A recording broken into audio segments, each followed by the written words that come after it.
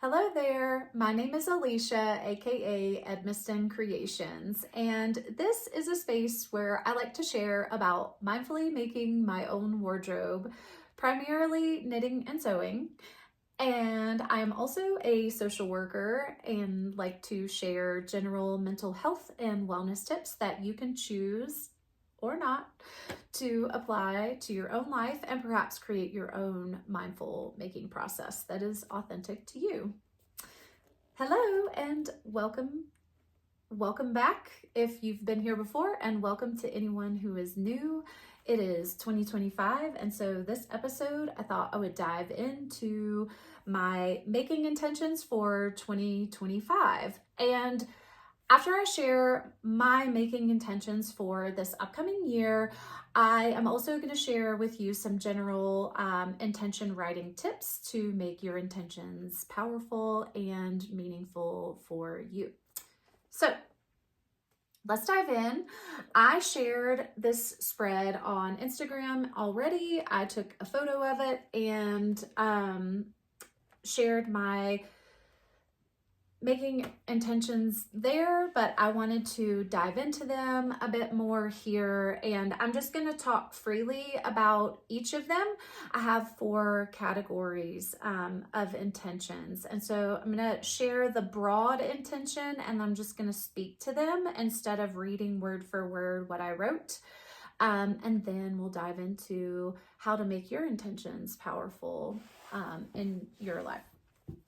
So to start, this year, when it comes to making, and that would be, any kind of creating projects, knitting, sewing, crochet.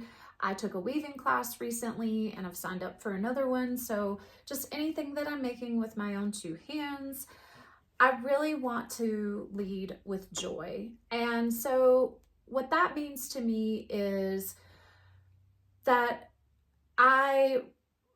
if I start something and I find that maybe it's been in hibernation for a while, it's no longer giving me the kind of joy that I originally thought that it would, I give myself creative permission to abandon projects at any time, but I also give myself creative permission to start projects that I just really, that just really fit my fancy at any time.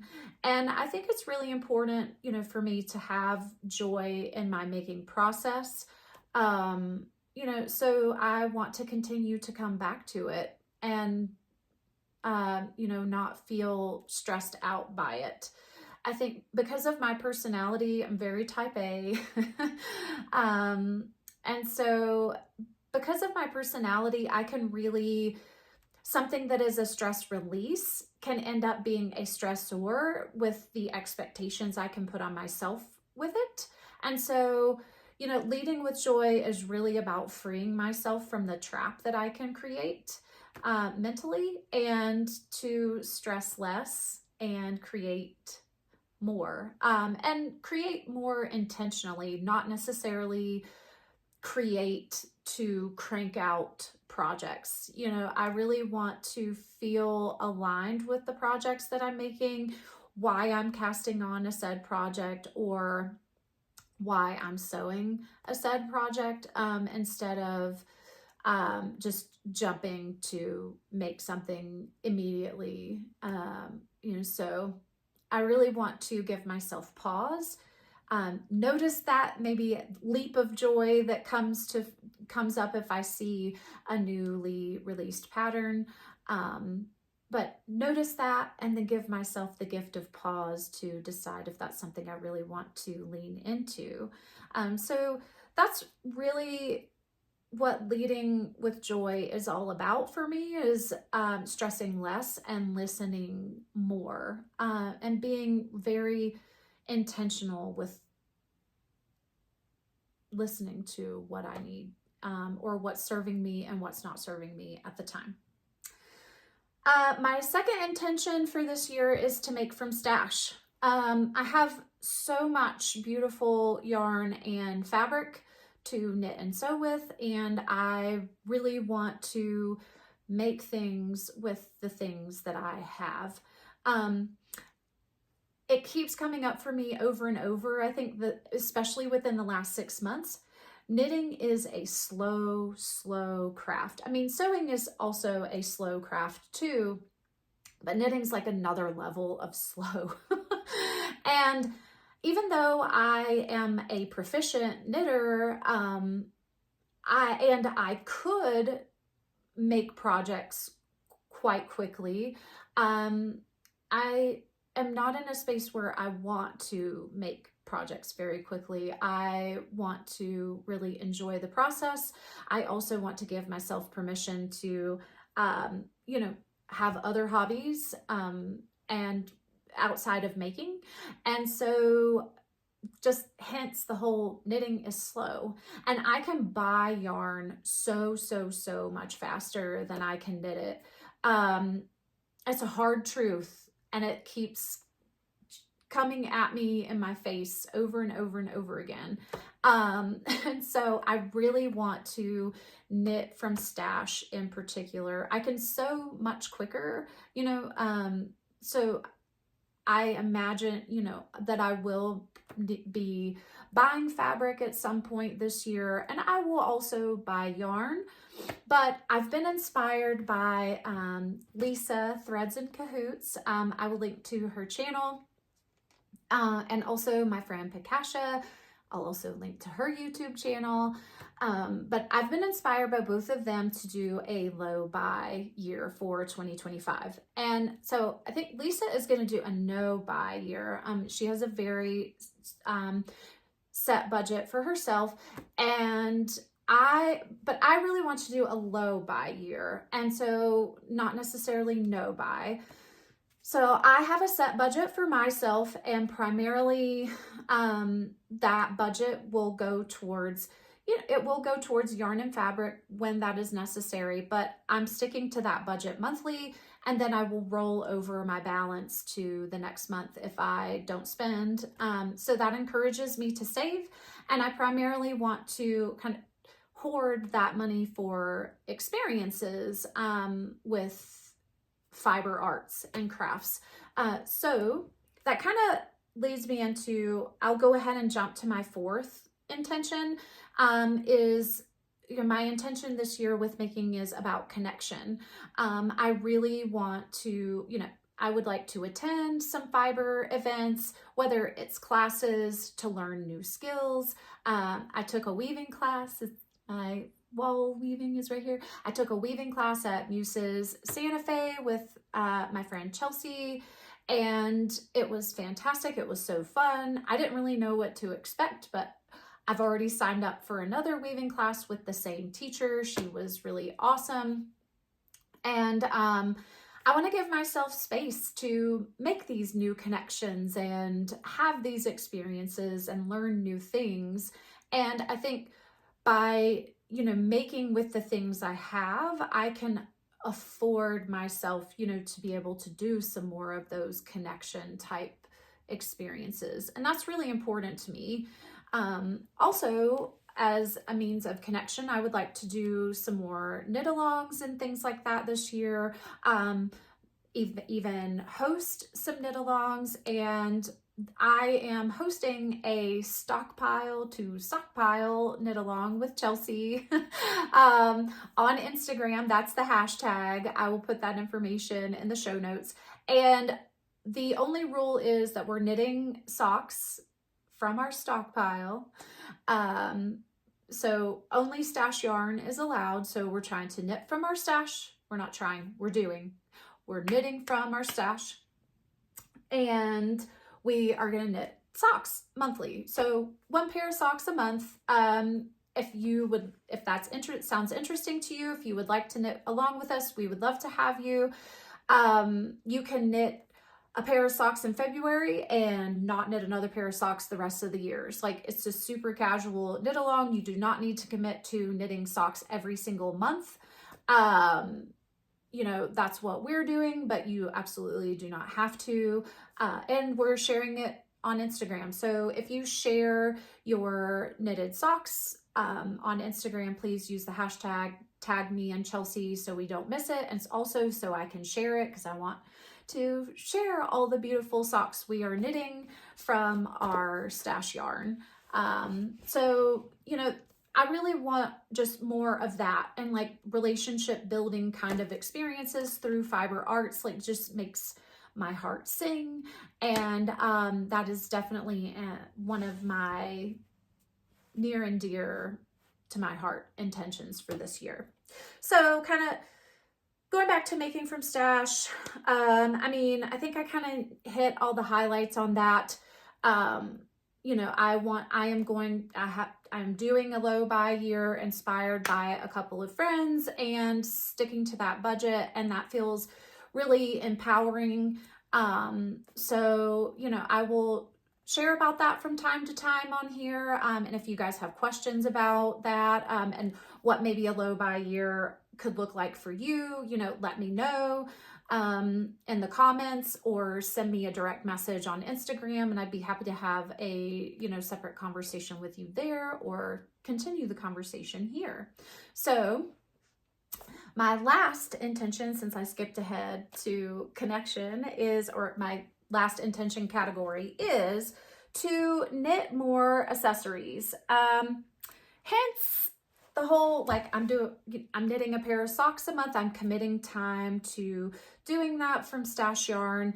I mean, let's face it, knitting sweaters is my love language. I love knitting sweaters. It's a lot of fun. I enjoy it. But I would like to just branch out and have a bit more, you know, fill some holes in my me-made wardrobe, which hence the whole mindful making thing. I really would like some more accessories, and especially now that I sew, I wear the things that I sew all the time. And I mean, warm weather, cold weather, you know, you name it. And so I would like knitted accessories to kind of dress up, or, you know, I don't know, like add a bit of flair, I guess. I mean, it's a way for me to personalize an outfit and like really fit my style by adding a knitted accessory. So yeah, I'm creating space to be able to knit accessories this year, and that feels really good for me too. All four of these areas of intention for me, like, just feel very much aligned with my own personal values. And I also do a word of the year. I did a word of the year last year, and I mean, I've been doing the word of the year for a few years now.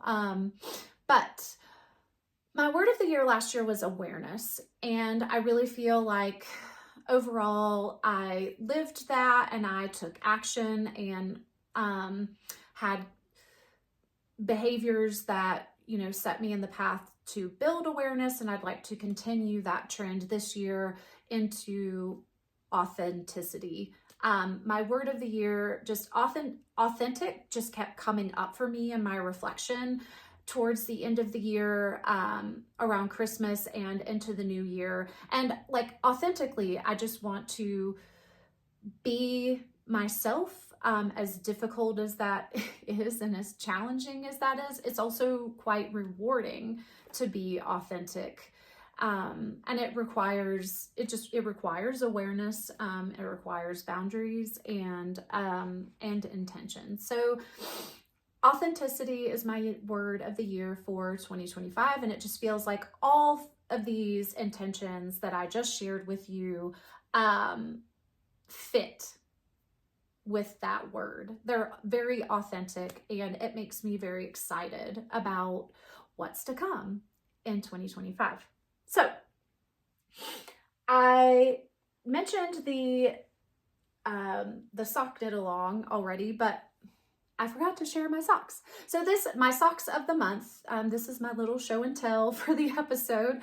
These are the Peace Socks by Briana Arlene Knits, and they're just a cute textured cuff on the leg. I'm on my second one on the foot, and I have been knitting these while walking.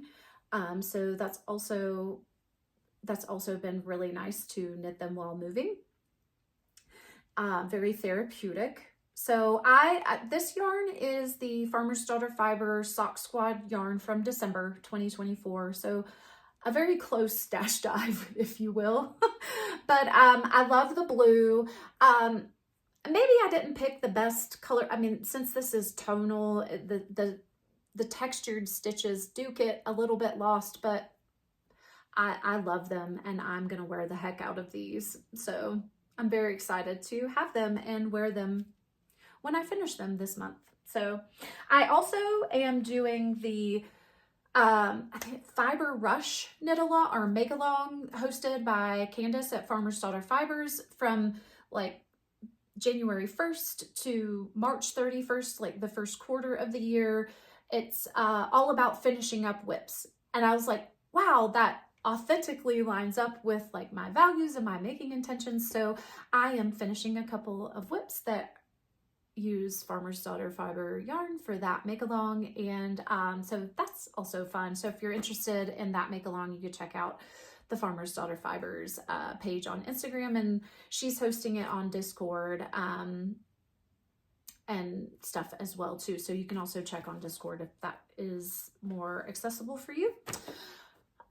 So intention writing tips for your own life. My two big tips for writing intentions are make it direct and make it active.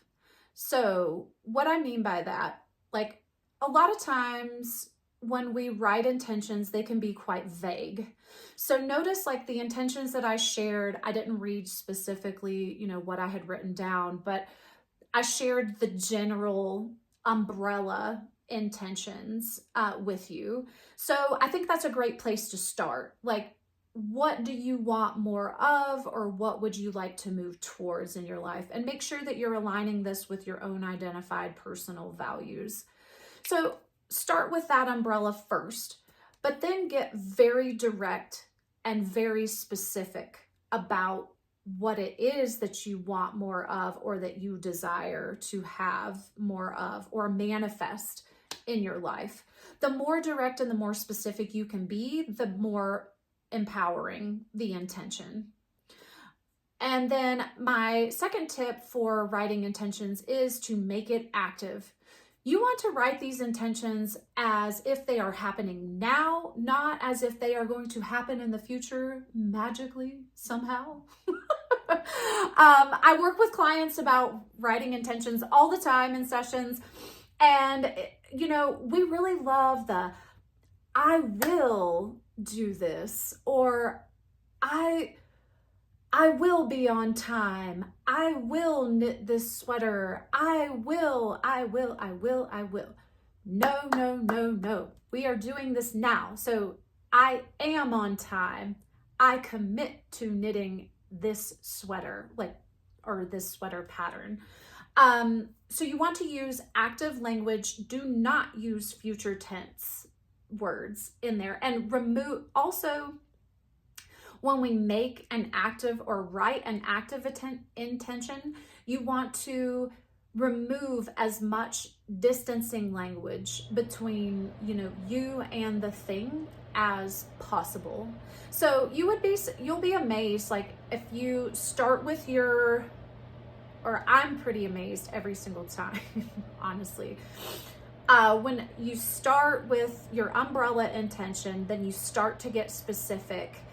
If it's something that you want to do more of, like you're not currently doing it, we naturally, unconsciously will start using the future tense, like I will do blah, blah, blah.